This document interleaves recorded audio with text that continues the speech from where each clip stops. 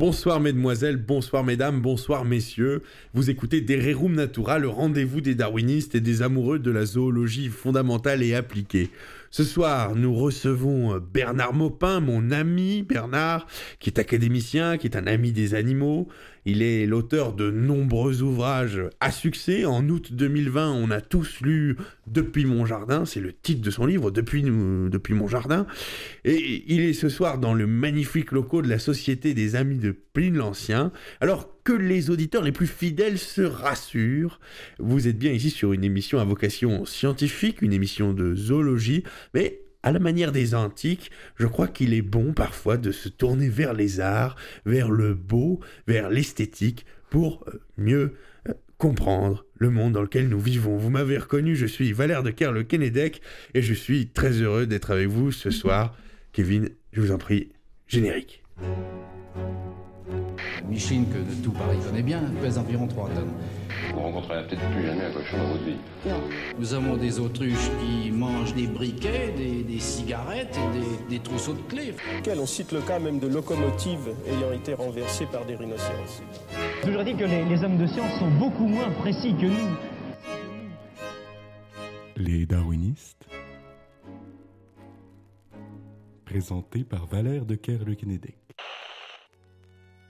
J'ai plusieurs invités ce soir, avec des auras scientifiques de diverses qualités, mais avant de les laisser parler, de les laisser débattre, évidemment c'est la chronique de Monsieur Maupin, de Maître Maupin, puisque nous parlons littérature et nous parlons La Fontaine. Bernard, le micro est à vous. Bonsoir Valère, bonsoir chers auditeurs. J'espère que vous ne m'en voudrez pas, mais je suis venu avec mon ouvrage favori, qui est également mon ouvrage de chevet. Et d'ailleurs, c'est toujours bon de faire de son ouvrage favori son ouvrage de chevet, puisqu'ainsi on l'a sous la main. En tout cas, quand on a mon âge, puisque je suis quand même à partir de 21h souvent au lit. Mais bon, pour les jeunes qui nous écoutent, vous y êtes parfois, j'espère. Et donc, voilà, c'est avec beaucoup de plaisir que je viens pour la première fois dans ces locaux qui sont cossus. Soyez le bienvenu. Oui, ben voilà, je vous remercie. À qui ai-je l'honneur, monsieur là, qui sont ces trois bavards? Je sens déjà que ce sont des bavards, comme moi. Autour de la table, nous avons Charles Longuevue, qui est chercheur en sexualité animale. Nous avons Anatole Plessis-Maroteau, qui est professeur de technie. Et puis nous avons mon meilleur ennemi, Renaud Herving, chercheur et physicien. Bonsoir Valère, oui, je suis là. Qui est toujours là, parce que il est ami avec tes... Enfin bon, bref. Alors, nous vous écoutons, Monsieur Maupin, cher Bernard. J'espère bien. J'invite nos auditeurs à prendre le livre 9e de l'opuscule Les Fables de La Fontaine à la fable 14. Donc c'est le chat et le renard. Je vais vous faire une lecture commentée, J'espère que mes différentes interventions ne vous dérangeront pas trop, mais c'est pour ouvrir le texte, pour l'éclairer. Et donc, c'est bien normal. Et puis, c'est toujours un peu compliqué du premier abord, La Fontaine, vous savez. Chat et le renard, comme beaux petits saints, s'en allaient en pèlerinage. C'étaient de vrais tartuffes, de archipatelins, de francs patapelus qui, les frais du voyage, croquant maintes volailles, escroquant main fromage, s'indemnisaient à qui mieux mieux. Le chemin était long et, partant ennuyeux, pour l'accourcir, ils disputèrent. C'est-à-dire ils discutèrent, quoi. Pour le raccourcir le chemin, ils s'ennuyaient, commence une discussion. Donc, la dispute est d'un grand secours, sans elle on dormirait toujours. Nos pèlerins s'égosillaient. Alors, nous voilà ces deux mammifères, le chat et le renard, qui entament une discussion, et tout naturellement, ils finissent par parler d'eux-mêmes, comme on le voit au prochain vers. Ayant bien disputé, l'on parla du prochain. Le renard au chat dit enfin « Tu prétends être fort habile. En sais-tu tant que moi, j'ai 100 ruses au sac. » »« Non, dit l'autre, je n'ai qu'un tour dans mon bissac, mais je soutiens qu'il en vaut 1000. » De recommencer la dispute à l'envie, sur le que si que non, tous deux étant ainsi, une meute apaisa la noise. Une meute. Mais quelle est cette meute? Ce sont les chiens. Des chiens. Ah oui, les chiens de chasse, la chasse à court. La chasse à court. C'est tout simplement un trou, une meute de chiens. Et qui des chiens, quoi. Oui, des chiens, tout simplement. Et bien malgré eux, nos deux compères se retrouvent pris dans les filets d'Artémis. Pardonnez-moi, une meute apaisa la noise. Le chat dit au renard, fouillant ton sac, ami, cherchant ta cervelle matoise, Un stratagème sûr, pour moi, voici le mien. » À ces mots, sur un arbre, il grimpa bel et bien. L'autre fit 100 tours inutiles, entra dans son terrier, mit 100 fois en défaut tous les confrères le briffaut. Partout il tenta des asiles. Et ce fut partout sans succès. La fumée y pourvut ainsi que les bassets. Mais là, je vois que le monsieur souffle, peut-être parce qu'il n'a pas tout à fait compris de quoi nous parlions. Non, mais poursuivez. Quand on parle... Quand les gens... Écoutez, messieurs, ne commencez pas. Vous voyez, c'est La Fontaine, vous connaissez un petit peu, vous avez sans doute vu ça au niveau du primaire. Nous avons tous fait nos classes. Oui. Donc les confrères de Briffaut, c'est simplement que voilà, les chiens sont assez... Vous voyez ce renard qui va d'un terrier à l'autre, poursuivi par les chiens, et il se fait sortir et il se fait manger. Au sortir d'un terrier, de chiens aux pieds agiles l'étranglèrent du premier bond. Enfin, la morale, le trop d'expédients peut gâter une affaire. On perd du temps au choix, on tente, on veut tout faire. N'en ayons qu'un, mais qu'il soit bon. Merci pour cette lecture. En effet, rien ne vaut, je crois, la citation et l'explication pour bien comprendre cette œuvre. Alors, quelle est l'analyse que vous en faites? Je vous laisse peut-être méditer cette morale, mais quant à moi, je trouve qu'elle résonne très bien avec cette âge de confusion, de grande confusion, parce que on voit partout l'homme s'agiter, se débattre en tous sens. Nous sommes comme ce renard qui va d'un trou à l'autre, d'un fourvoiement à l'autre, je dirais, et face au désordre qui s'annonce, face à ce cataclysme qui vient, les hommes se débattent, c'est nucléaire, pas nucléaire, énergie intermittente ou pas, voiture électrique ou pas de voiture du tout, à boycotter ou non le Qatar, on est là, on se débat sans repos, sans trêve aucune, jusqu'à l'étranglement quick. Il faut, à mon avis, agir à la manière de chat avec davantage de circonspection. Faire un choix qui soit le bon choix et s'y tenir. Et vous allez me dire sûrement, monsieur Homopin, vous savez, vous êtes qui pour savoir quelle voie et quel choix il faut faire? Eh bien, je dis, malgré vous, que c'est celui de la modération. Hein? Il faut agir avec une extrême modération, si vous me permettez cet excès. Peut-être à l'image de cette main invisible qui régit ou qui régissait la nature et que La Fontaine a si bien deviné avant que l'homme ne vienne tout gâcher, avant que l'espèce humaine ne vienne tout gâcher. Alors, parce que qu'est-ce que Darwin nous apprend au fond, hein? Vous allez de le dire. Oui, je vais vous le dire. Monsieur Maroto, s'il vous plaît. Je suis sur le point de vous le dire. En tout cas, dans le sentiment que me donne la lecture de Darwin, c'est que une espèce rencontre un milieu, son écosystème.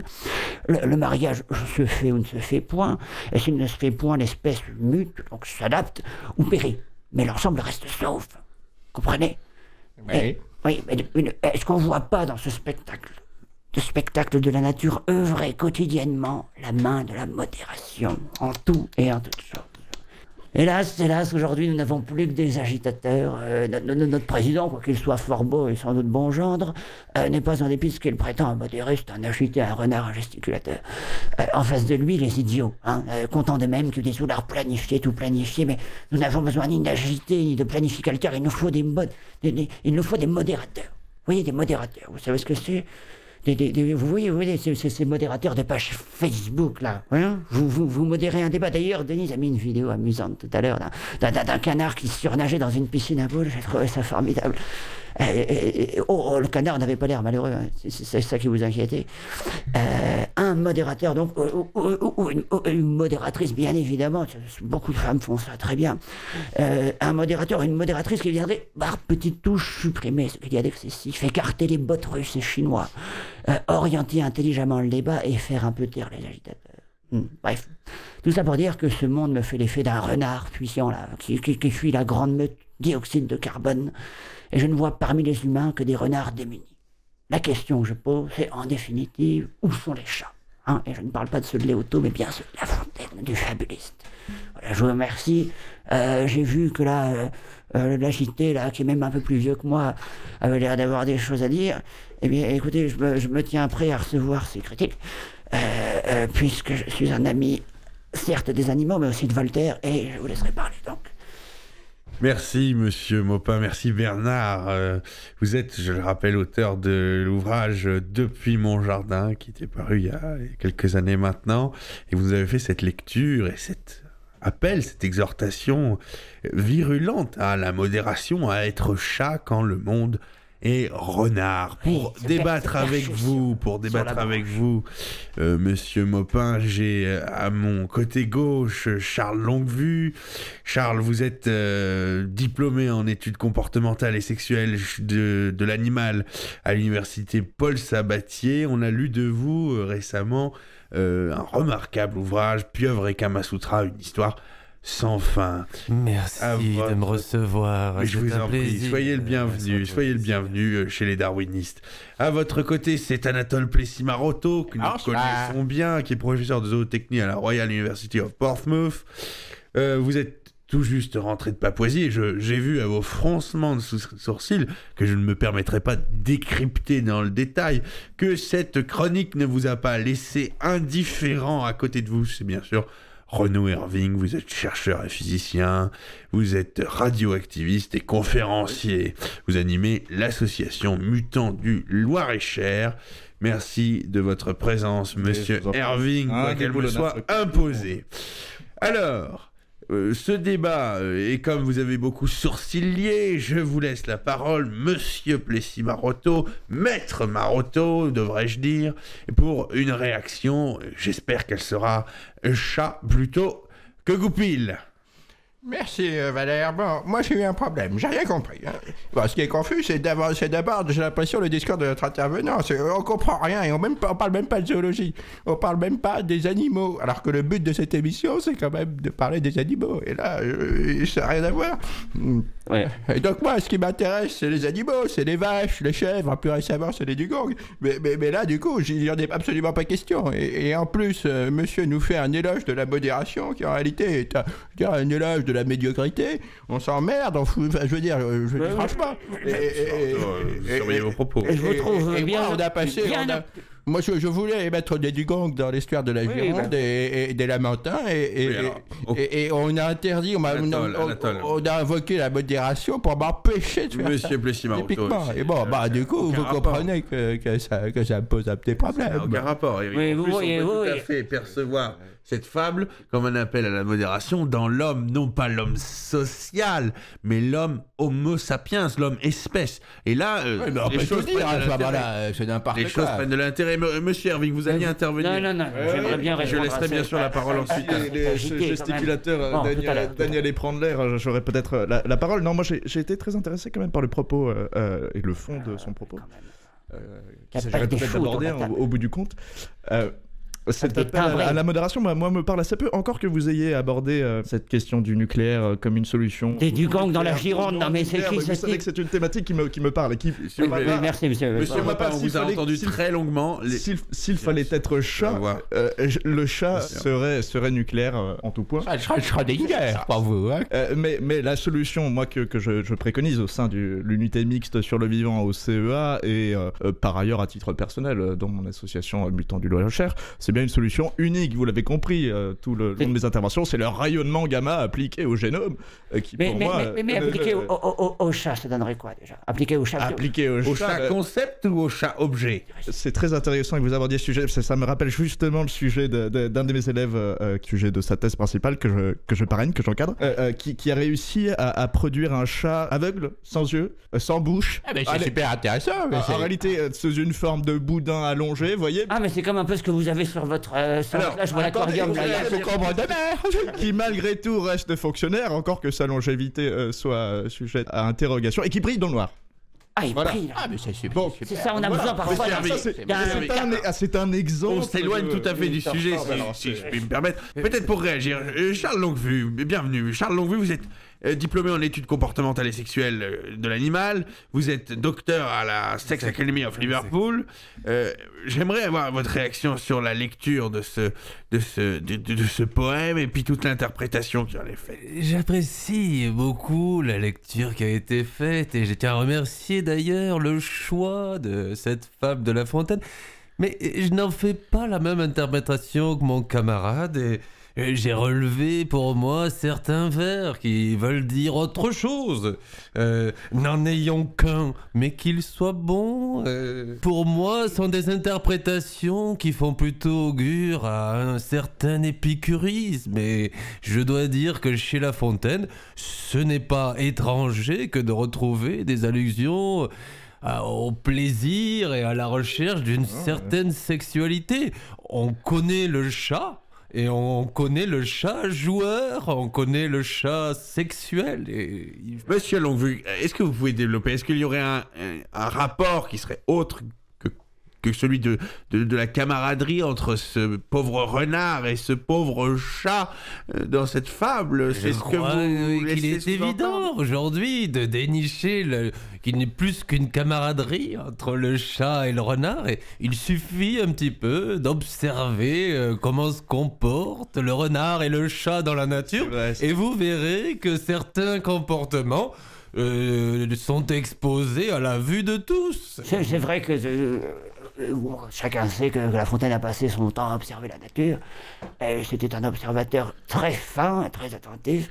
Il a eu une vie plutôt longue et il a sans doute eu l'occasion de voir le renard ou le chat. Il avait invité à la pervers. Caresses inhabituelles, en tout cas jugées inhabituelles pour de races éloignées. Oui, mais alors le chat est désireux de caresses. Mais attendez, quel rapport entre un félidé d'une part, un canidé de l'autre? Valère, vous ne pouvez pas laisser déraper la conversation comme ça. Les darwinistes n'ont jamais été une émission de ce genre. Enfin, il n'y a rien. Ce science des reproductions, monsieur, n'est pas étranger à la zoologie. Oui, mais je comprends et je vais dans le sens de l'appel de monsieur Plessis-Marotto. Nous sommes dans une émission qui s'écoute à deux oreilles et non pas à une main.